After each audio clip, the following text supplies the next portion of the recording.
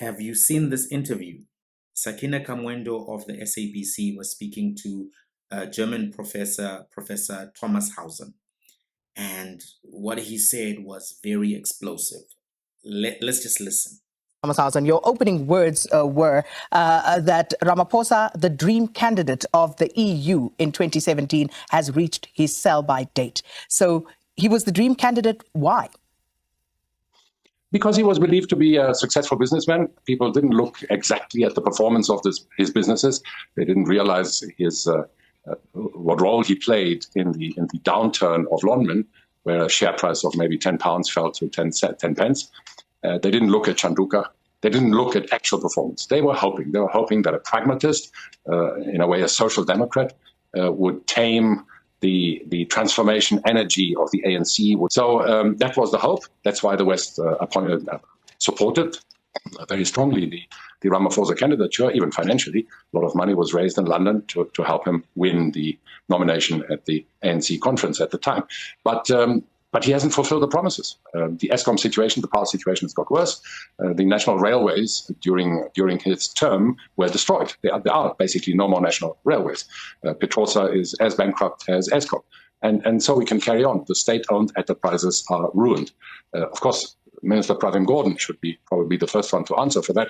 But strangely, he was not replaced. He is retained together with the pillars of the old ANC, like Minister Mantashe, like Minister Kelly, and quite a few others.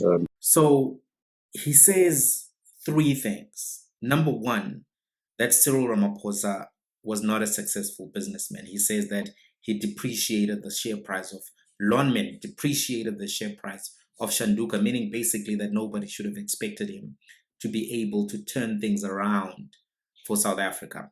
He says, number two, and this is something very explosive and it links to something else.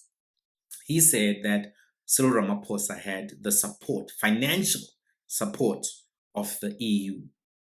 He says that he had a lot of financial support of the EU. And that makes you think about the CR17 campaign bank statements. Remember, it was said that $1 billion was raised. And then those bank statements to find out who the donors were sealed.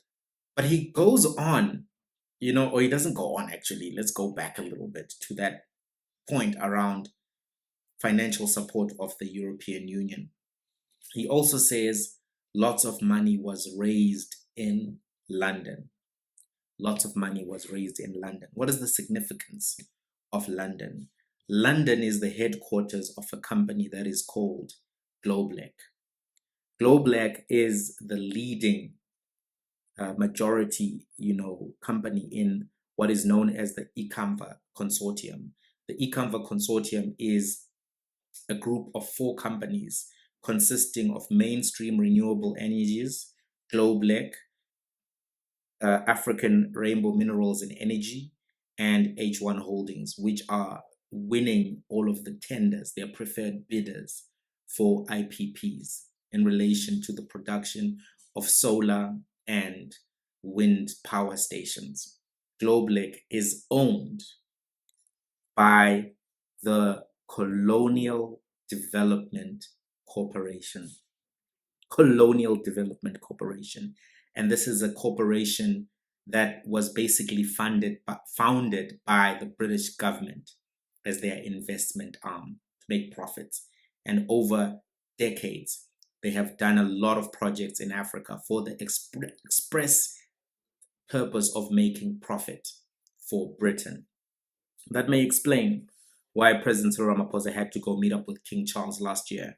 That may explain why there is a national state of disaster to accelerate the onboarding of IPPs. A lot of money was raised in London. This professor he's given up the game. He's given up the game.